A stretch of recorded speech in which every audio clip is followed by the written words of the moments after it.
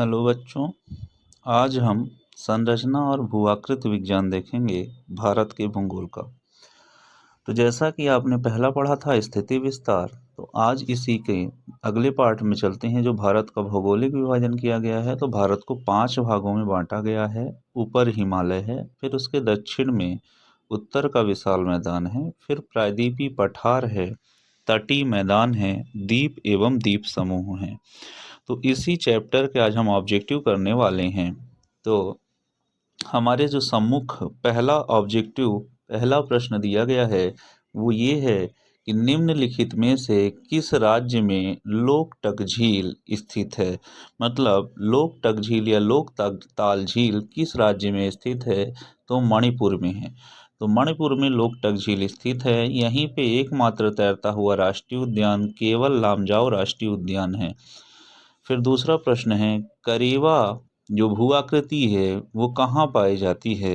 तो जो करेवा भू आकृति है तो वो आपके कश्मीर हिमालय में देखने को मिलती है। करेवा भू आकृति कहाँ देखने को मिलती है? तो कश्मीर हिमालय में करेवा भू आकृति देखने को मिलती है। किस हिमालय में देखने को मिलती है? कश्मीर हिमालय में देखने को मिलती है। ठीक है। अगला प्रश्न है, अंडमान को निकोबार से अलग करता है। तो अंडमान को जो निकोबार से अलग करता है वो 10 डिग्री चैनल अलग करता है। कितने डिग्री चैनल? 10 डिग्री चैनल अलग करता है। तो अंडमान और निकोबार को जो अलग करता है वो 10 डिग्री चैनल करता है। ठीक है। इसके बाद जो है कयाल झील, तो कयाल जो झील है वो कहाँ पाई जाती है? तो कयाल झील जो है वो केरल में देखने को मिलती है। कयाल झीलें कहाँ देखने को मिलती हैं? तो कयाल झीलें केरल में देखने को मिलती हैं। कयाल झील कहाँ देखने को मिलती हैं? तो कयाल झील केरल में देखने को मिलती है। इसी तरह से हम अगले प्रश्न पर चलते हैं। तो डोडा बेट्टा चोटी निम्नलिखित में से कौन सी पहाड़ी श्रृंखला में स्थित है? तो जो डोडा बेट्टा चोटी है वो नीलगिरी में स्थित है। कहाँ स्थित है? नीलगिरी में स्थित है। ठीक है। तो नीलगिरी की सबसे ऊंची चोटी कौन सी है? डोडा बेट्टा। जो डोडा बेट्टा है ये आपके तमिलनाडु राज्य में स्थित है। ठीक है। इसकी हाइट 26-36 मीटर है। पूर्वी घाट पश्चिमी घाट को कौन सी पहाड़ी आपस में मिलाती है? तो पूर्वी घाट पश्चिमी घाट का मिलन स्थल नीलगिरी पहाड़ी को ही कहा जाता है। पूर्वी घाट पश्चिमी घाट का मिलन स्थल किसको कहा जाता है? नीलगिरी की पहाड़ी को कहा जाता है। पश्चिमी घाट की औसत ऊंचाई कितनी है? तो पश्चिमी घाट की जो औसत ऊंचाई है वो लगभग 1500 मीटर है। कितनी है? 1500 मीटर है। पश्चिमी घाट की औसत ऊंचाई कितनी है? तो लगभग 1500 मीटर है। ठीक है। अगला प्रश्न है अनाईमुदी। अगला प्रश्न है अनाईमुदी की ऊंची चोटी स्थित है। अनाईमुदी किस पहाड़ियों पर है? तो अनाईमुदी अन्नामलाई की पहाड़ियों पर है। कहाँ है? अन्नामलाई की पहाड़ी पे। किस राज्य में? तो केरल राज्य में। किस राज्य में है? केरल राज्य में। तो अनाईमुदी जो है वो किस राज्य में है? केरल राज्य में अन्नामलाई की पहाड़ी पर। अनाईमुदी जो है ये दक्षिण भारत की सबसे ऊंची चोटी है। अनाईमुदी दक्षिण भारत की सबसे ऊंची चोटी है। इसकी जो हाइट है वो 2695 मीटर है। कितनी है? 2695 मीटर। और ये दक्षिण भारत की सबसे ऊंची चोटी है अनाईमुदी चोटी। सॉरी। आगे देखिए अगला प्रश्न, मरुस्थल में चापाकार रेतीले टिब्बे क्या कहलाती हैं? तो मरुस्थलीय प्रदेश में कुछ रेतीले टिब्बे पाए जाते हैं जिसको हम बरखान के नाम से जानते हैं। किस नाम से जानते हैं? बरखान के नाम से जानते हैं। ठीक है। अगला प्रश्न है, जमुना नदी की सहायक नदियां मुख्यतः किस पर्वत से निकलती हैं? तो जो जमुना की सहायक है, जो चंबल वगैरह हैं, वो विंध्याचल पर्वतमाला से निकलती हैं। कहाँ से निकलती हैं? विंध्याचल पर्वतमाला से निकलती हैं। ठीक है। आगे देखिए, तो आगे आप देखेंगे रिक्त स्थानों की पूर्ति करो। ठीक है। खाली स्थान भरने को दिया गया है। तो पहला प्रश्न है, प्रायद्वीपीय भारत खाली स्थान प्लेट का हिस्सा है। तो प्रायद्वीपीय जो भारत है वो सॉरी इंडियन प्लेट का हिस्सा है। मतलब भारतीय प्लेट। किसका हिस्सा है? भारतीय प्लेट का। किस प्लेट का हिस्सा है? भारतीय प्लेट का ये हिस्सा है। किस प्लेट का हिस्सा है? तो भारतीय प्लेट का हिस्सा है। ठीक है।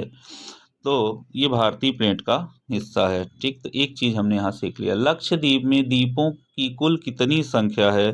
तो लक्षद्वीप में जो द्वीपों की संख्या है वो 36 है। कितनी है? 36 है। ठीक। तो लक्षद्वीप में द्वीपों की संख्या कितनी है? तो 36 है। लक्षद्वीप में द्वीपों की संख्या कितनी है? 36 है। ठीक। भारत में भ्रंश खाली स्थान पठार पर पाए जाते हैं। तो जो भारत में भ्रंश हैं वो प्रायद्वीपीय पठार पर पाए जाते हैं। कहाँ पाए जाते हैं? प्रायद्वीपीय पठार पर पाए जाते हैं। तो भारत में जो भ्रंश है वो कहाँ पाए जाते हैं? प्रायद्वीपीय पठार पर पाए जाते हैं। ठीक है। इसके बाद देखिए, मध्य उच्च भाग अरावली पर्वत से, ठीक है, कहाँ तक फैला है? तो मध्य उच्च भाग अरावली से राजमहल की पहाड़ियों तक फैला है। कहाँ तक फैला है? राजमहल की पहाड़ियों तक फैला है। तो राजमहल की पहाड़ियों तक फैला है। कहाँ तक फैला है? राजमहल की पहाड़ियों तक फैला है। ठीक, अगला प्रश्न है, प्रायद्वीपीय पठार के पश्चिमी भाग में खाली स्थान मिट्टी पाई जाती है। तो प्रायद्वीपीय पठार के पश्चिमी भाग में काली मिट्टी पाई जाती है। कौन सी मिट्टी पाई जाती है? काली मिट्टी पाई जाती है। नेक्स्ट क्वेश्चन है, शिलांग खाली स्थान पठार का हिस्सा है। तो जो ये मेघालय में शिलांग का पठार है वो प्रायद्वीपीय पठार का हिस्सा है। किसका हिस्सा है? प्रायद्वीपीय पठार का हिस्सा है। शिलांग का जो पठार है वो प्रायद्वीपीय पठार का हिस्सा है। इसी तरह से जो मेघालय के पठार को जनजातियों के नाम पर जाना जाता है। तो यहाँ मेघालय के पठार में 3 जनजातियाँ हैं, गारो, खासी, जैंतिया की जनजातियाँ हैं। तो 3 जनजातियों के नाम के आधार पर। ठीक, मेघालय के पठार खाली स्थान भूतल है। तो जो मेघालय का पठार है वो अति अपर्दित है। कैसा है? अति अपर्दित है, मतलब बहुत ज़्यादा इसका कटाव छटाव हो चुका है, तो ये अति अपर्दित है। कैसा है? ये अति अपर्दित है। ठीक, इसके बाद आप देखेंगे, ठीक है, तो ये अति अपर्दित है। नेक्स्ट क्वेश्चन देखते हैं, प्लाया झीलें खाली स्थान में पाई जाती हैं। तो जो डेजर्ट रीजन है, जो मरुस्थल होता है, वहाँ प्लाया झीलें देखने को मिलती हैं। कहाँ देखने को मिलती हैं? मरुस्थलीय भागों में प्लाया झीलें देखने को मिलती हैं। नेक्स्ट है, भू आकृतिक प्रक्रियाओं के आधार पर तटीय मैदानों को कितने भागों में बांटा गया है? तो 2 भागों में बांटा गया है, पश्चिमी तटीय मैदान, पूर्वी तटीय मैदान। तो यहाँ हमने खाली स्थान भी देख लिया। अब यहाँ पे आपका मैच करने को है, मतलब जोड़ी मिलाने को है। तो आइए हम जोड़ी मिलान करते हैं। तो कोरोमंडल तट कहाँ है? तो कोरोमंडल तट पूर्वी तट में है। कहाँ है? पूर्वी तट में। जो तमिलनाडु आंध्रा वाला भाग है वो कोरोमंडल तट है। अगला प्रश्न है, हिमालय। तो हिमालय की जो चौड़ाई है वो लगभग कितनी है? 2500 किलोमीटर है। जो हिमालय की चौड़ाई हो कितनी है? लगभग 2500 किलोमीटर है। ठीक, फिर ये बाल्टोरो क्या है? तो बाल्टोरो ग्लेशियर है। बाल्टोरो क्या है? ग्लेशियर है, हिमानी है बाल्टोरो। ठीक है। इसी तरह से जो लूनी नदी है, नहीं, पयांगसो तो झील है, हिमालयन क्षेत्र में स्थित झील, लद्दाख वाले लेह लद्दाख क्षेत्र में जो झील है वो पयांगसो झील है। अब बचता है एक, तो लूनी नदी क्या है? मरुस्थलीय क्षेत्र में बहने वाली नदी है। लूनी नदी क्या है? मरुस्थलीय क्षेत्र में बहने वाली नदी। एक बार फिर देखते हैं, कोरोमंडल तट पूर्वी तट में है, हिमालय 2500 किलोमीटर की चौड़ाई है, ठीक है, लंबाई, सॉरी। अब यहाँ पर जो है बाल्टोरो क्या है? ग्लेशियर है। पोआंगसो क्या है? झील है। लूनी क्या है? राजस्थान की नदी है। ठीक है, अगले हम जोड़ी पर आते हैं। तो अगली जोड़ी देखिए आप, काराकोरम कहाँ स्थित है? तो काराकोरम जो है, ठीक है, आपका जो काराकोरम श्रेणी है वो कश्मीर हिमालय का भाग है। किसका भाग है? कश्मीर हिमालय का भाग है काराकोरम श्रेणी। ठीक, फिर लिखा हुआ है ठंडा मरुस्थल। तो आप सब जानते हैं ठंडा मरुस्थल कहाँ है? लद्दाख में है। ठंडा मरुस्थल कहाँ है? लद्दाख में है। ठीक है, जो ये फोटुला दर्रा आप देख रहे हैं, तो ये फोटुला दर्रा जास्कर में है। कहाँ है फोटुला दर्रा? जास्कर में है। ठीक है। फिर इसके बाद जो है ये लिखा है खरदू गला दर्रा। खरदू गला दर्रा, तो ये खरदू गला दर्रा लद्दाख श्रेणी में है। खरदू गला दर्रा कहाँ है? लद्दाख श्रेणी में देखने को मिलता है। ठीक, यहाँ उत्तराखंड जो हिमालय दिख रहा है ये लैंसडाउन का हिस्सा है। किसका हिस्सा है? लैंसडाउन का हिस्सा है। जो उत्तराखंड हिमालय है वो लैंसडाउन का हिस्सा है। ठीक है, इसके बाद अब यहाँ पर आपको कुछ राइट और रॉन्ग करना है, ट्रू फॉल्स करना है, सही गलत बताना है। ठीक है, तो आइए हम आगे देखते हैं। तो हिमालय प्राचीन वलित पर्वत है? जी नहीं, हिमालय नवीन वलित पर्वत है, अर्थात ये असत्य है। कश्मीर घाटी वास्तव में झेलम नदी घाटी है? तो सही है, सत्य है, क्योंकि झेलम नदी द्वारा निर्मित घाटी है। सियाचिन उत्तरी पश्चिमी हिमालय में स्थित है? तो सियाचिन ग्लेशियर बिल्कुल उत्तरी पश्चिमी हिमालय में ही स्थित है। ठीक है, इसके बाद नदी अपनी युवावस्था में विसर्पों का निर्माण करती है। तो ये जो आपको लिखा है नदी अपनी युवावस्था में विसर्पों का निर्माण करती है, ये रॉन्ग होगा। क्यों रॉन्ग होगा? क्योंकि नदी युवावस्था में नहीं, मध्यावस्था और प्रौढ़ावस्था के टाइम पर विसर्पों का निर्माण करती है, तो ये आपका गलत होगा। फिर अगला है, लघु हिमालय को उत्तराखंड में नागभीता के नाम से जाना जाता है। लघु हिमालय को उत्तराखंड में नागभीता के नाम से जाना जाता है, तो ये आपका राइट है। ठीक है। तीस्ता नदी अरुणाचल हिमालय से बहती है, तो ये आपका रॉन्ग है। तीस्ता सिक्किम की जान है, तो सिक्किम से बहती है, तो ये गलत है। फिर दार्जिलिंग और सिक्किम हिमालय में दुआर स्थलाकृतियाँ पाई जाती हैं जो चाय के बागान के लिए उपयोगी होती हैं। तो दार्जिलिंग और जो सिक्किम वाला भाग है, यहाँ दुआर स्थलाकृतियाँ पाई जाती हैं और चाय के लिए उपयोगी भी हैं, ये बिल्कुल सही है। ब्रह्मपुत्र नदी नामचा बरुआ को पार करके भी आकार की घाटी का निर्माण करती है, तो ये गलत है, क्योंकि नामचा बरुआ को तो पार करती है लेकिन ये भी शेप्ड वैली नहीं बनाती, बल्कि अच्छा संघी मोड़ बनाती, हेयरपिन बैंड बनाती, इसलिए ये गलत है। ठीक है। फिर लिखा है भाभर पतली पट्टी है जो शिवालिक गिरिपति के समांतर फैली हुई है, तो ये बिल्कुल सत्य है। तो भाभर क्या है? शिवालिक के पास में फैली हुई पतली पट्टी है।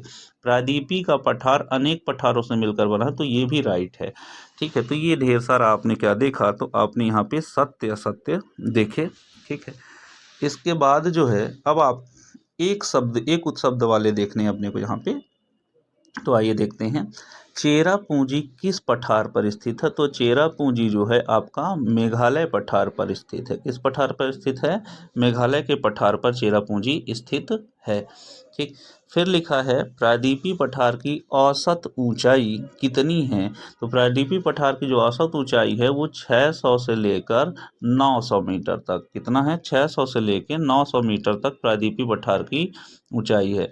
फिर प्रायद्वीपीय पठार के किस भाग में नदी खड्ड और महाखड्ड मिलते हैं? तो जनरली जहाँ से निकलते हैं, तो ये प्रायद्वीपीय पठार के उत्तरी पश्चिमी भाग में नदी खड्ड और महाखड्ड मिलता है। जो एस्चुरी वगैरह आप सुनते हैं, तो ये उत्तरी पश्चिमी क्षेत्र है। ठीक है।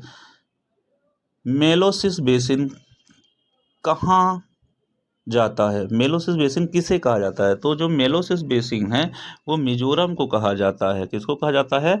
मिजोरम को। एक्चुअली होता क्या है, तो असंगठित रूप से ये यहाँ पे छोटे छोटे पदार्थ होते हैं, ठीक है, जिसे हम मेलोसिस के नाम से जानते हैं।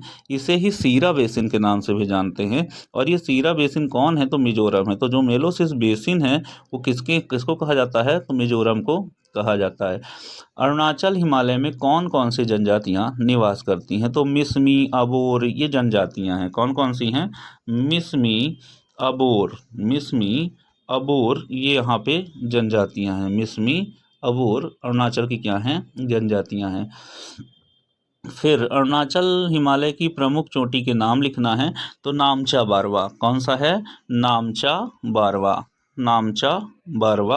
तो नामचा बारवा क्या है? यहाँ पे एक चोटी है अरुणाचल प्रदेश में, इंपॉर्टेंट चोटी है अरुणाचल प्रदेश की, नामचा बारवा। फिर फूलों की घाटी कहाँ स्थित है? तो भैया फूलों की घाटी तो सबको पता है, उत्तराखंड में स्थित है। कहाँ स्थित है? उत्तराखंड में स्थित है। फूलों की घाटी कहाँ स्थित है? तो उत्तराखंड में स्थित है। प्रसिद्ध 5 नदी संगम किस हिमालय में? तो पंजाब या कश्मीर हिमालय। कौन सा हिमालय है? तो पंजाब हिमालय है, जहाँ पे 5 नदियों का संगम वाला पोर्शन देखने को मिलता है। तो पंजाब या कश्मीर हिमालय है, जहाँ पे 5 नदियों का संगम देखने को मिलता है। ठीक है। फिर हम आगे बढ़ते हैं अगले प्रश्न की ओर। उत्तर पश्चिमी हिमालय के दक्षिणी भाग में पाए जाने वाली अनुदैर्ध्य घाटियों को किस नाम से जाना जाता है? तो ये जो घाटियां हैं पश्चिमी हिमालय के दक्षिणी भाग में, इन्हें दून के नाम से जाना जाता है। किस नाम से जाना जाता है? दून के नाम से जाना जाता है। ठीक है। फिर कश्मीर घाटी किन 2 पर्वत श्रेणियों के बीच में है? तो कश्मीर जो वैली है, तो कश्मीर वैली ऊपर आपका ग्रेटर हिमालय है, यहाँ क्या है आपका? ग्रेटर हिमालय। और नीचे जो है तो पीर पंजाल है। नीचे क्या है यहाँ पे? पीर पंजाल है। तो ये पीर पंजाल और बृहद हिमालय के बीच में ये जो वैली है, यही वैली क्या है? आपकी कश्मीर वैली है। और इधर साइड पे काठमांडू वैली है। ठीक है। यहाँ पे कुछ चीज़ें हमने देखी।